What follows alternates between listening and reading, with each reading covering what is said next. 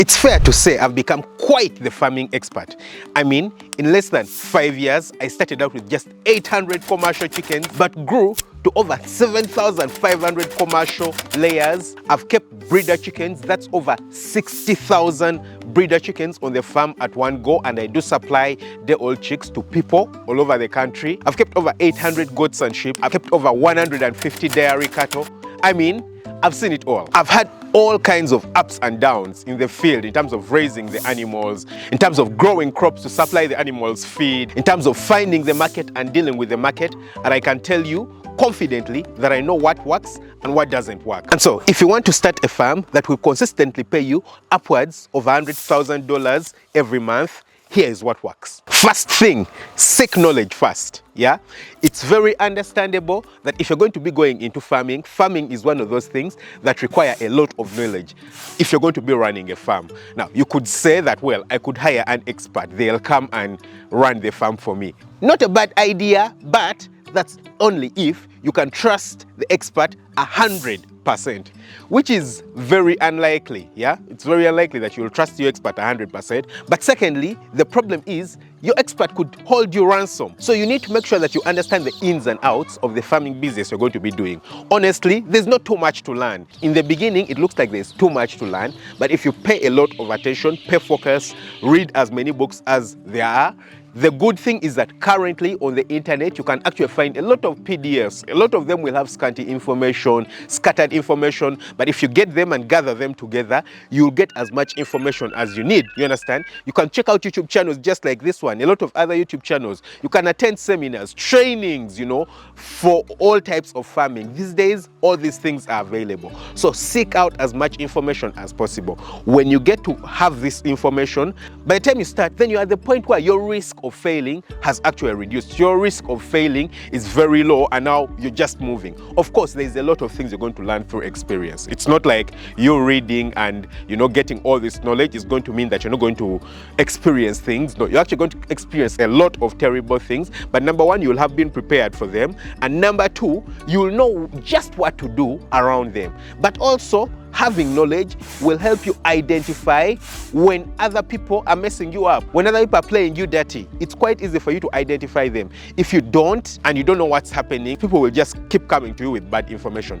The thing with a farm, like I've already told you, is that it has a lot of variables. Yeah, it's not like some other businesses. You have the weather affecting you, you have market prices, you just have too much to deal with. And because of that, you need to make sure that you're consistently on top of your game. Yeah, there's no room to play. So at the beginning, learn as much as possible. This information is actually going to come back to be very helpful for you. Second thing, spend some time on the farm. Now, I know that the reason you want to start the farm is you want to only work 3 hours a week, like the title is saying, yeah? So you only want to work 3 hours a week. But before you get to that point, you need to make sure that you can monitor what's happening at the farm in your absentia. Now, how do you understand? How do you know what's happening at the farm? I personally can spend, a month, 2, 3 months away from the farm, and I will still have an idea of what's happening. I know the daily routine of the guys at the farm. I know what happens where. I know what is expected of the different points of the farm. So if you spend time on the farm and actually get immersed in the daily usual activities of the farm, you understand the workflow of the farm, get involved as much as possible. It will ensure that you generally understand the pattern of how your farm runs. All these things become at your fingertips. So if they tell you something happened at a particular time, you're like, but how is that possible? If you know that, for example, the animals are supposed to be out at 9 a.m. and then they told you that an animal died in the shed at 11 a.m. You're like, what the hell happened? Why weren't the animals out at 9 a.m.? You understand? So you need to make sure that you understand exactly what happens on the farm. Get involved, yeah? Like I said at the beginning, knowledge is not only knowledge in the head. You need to get experience. You need to understand what exactly happens on the farm. Yeah. Now I understand that you might be working. You have a job. You have a job. What does that mean? I had a job when I started my farm. I was a doctor. I was practicing and working as a doctor. How did I manage to get experience?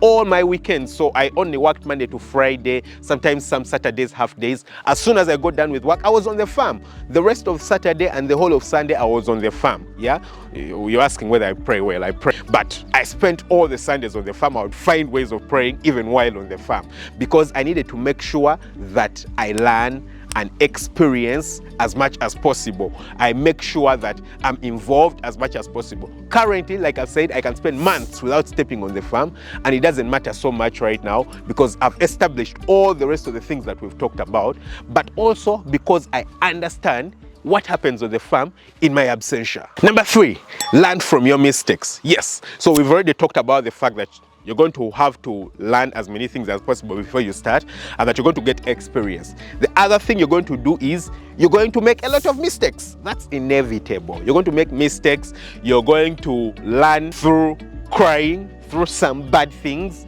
and it's in those steps that you seek to improve yourself. For me, for example, when I started out, I had chicks dying, terribly dying. Why? Because I got a disease on the farm because I didn't have biosecurity. Currently, the entire farm is fenced. It's about 3 acres. Yeah, you might be thinking, well, that's quite expensive to fence 3 acres. Well, I'm more willing to spend that money on a fence than to spend it on medication for the chickens. You understand? So you need to make sure that you learn from your mistakes. If something happens to you, make sure it doesn't happen again. That simply means that you're using it as a stepping stone to get better. Consistently use it to get better. Another problem I once had when I was starting the breeder farm was market for the chickens. You understand? I would produce the old chicks and there was no market.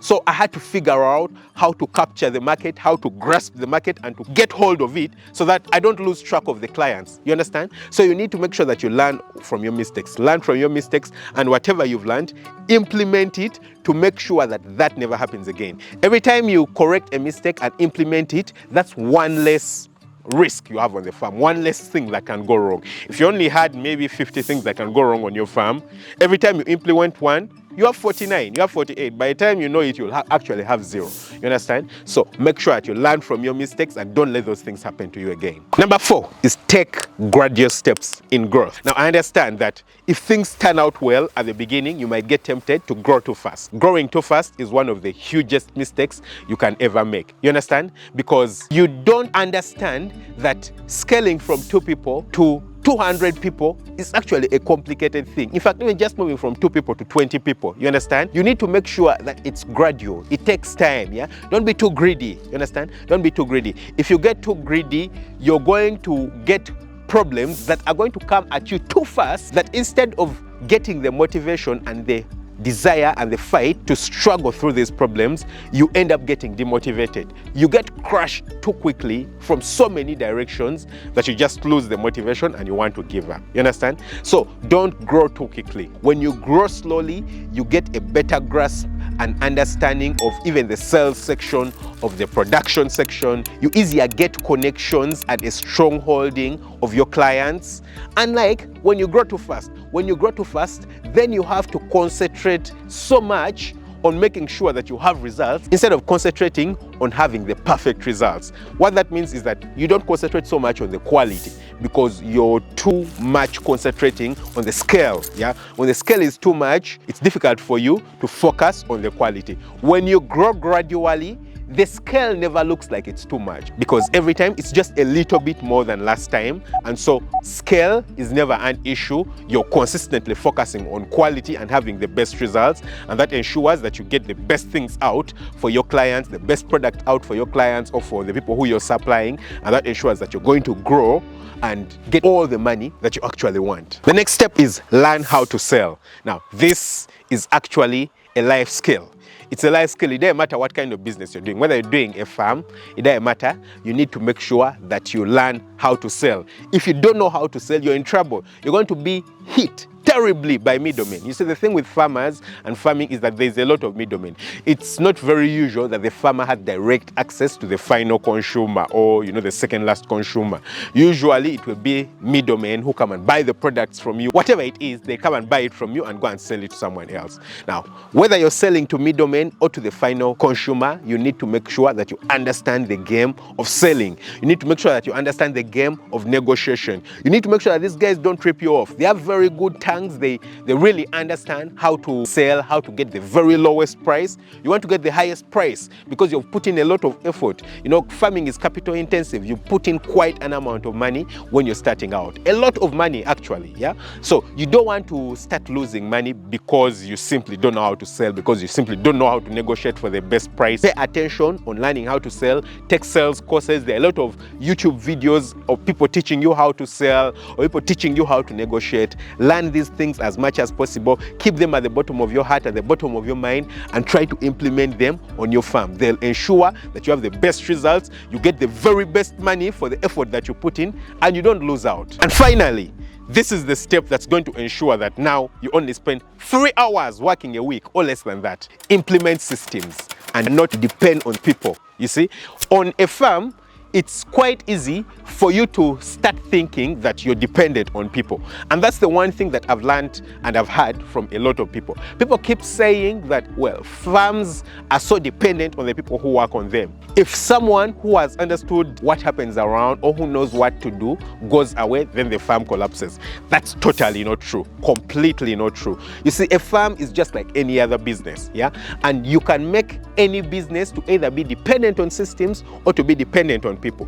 If you make your business dependent on people, then you're crippling your business. Because if that person becomes sick, if that person just like that, you know, passes on, or they want to move somewhere else, then nothing is left of the business. You understand? You need to make sure that it's dependent on systems. You need to make sure that you build systems that even anyone with the most basic level of ability to do that kind of work should be able to run it. You understand? For example, I do have a poultry farm right here and it's chicken houses. So I need to make sure that the poultry attendants, any person who can do poultry attendant work can actually do the poultry attendant work on my farm properly, get the very best out of it. I don't need to get the very best and the most ethical poultry attendants all around the world. Yeah, you need to make sure that anyone who can do poultry attendant work can do that. Same thing with a manager. You need to make sure that anyone who has the ability to be a manager can actually manage the farm. Don't make it that such a person, it needs to be a highly skilled particular manager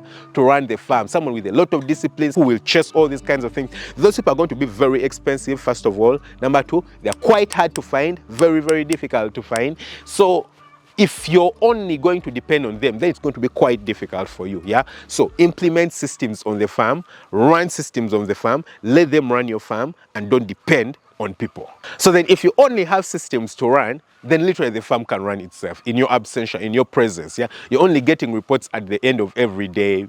You're probably spending 5 minutes a day going through the reports, and you're done. You only need to step on the farm maybe an hour or 2 or 3 every week, and everything will be sorted. So come on, implement these steps, and you're going to grow big. Don't forget to hit the subscribe button, smash the notification bell. That way you never miss out on an upload.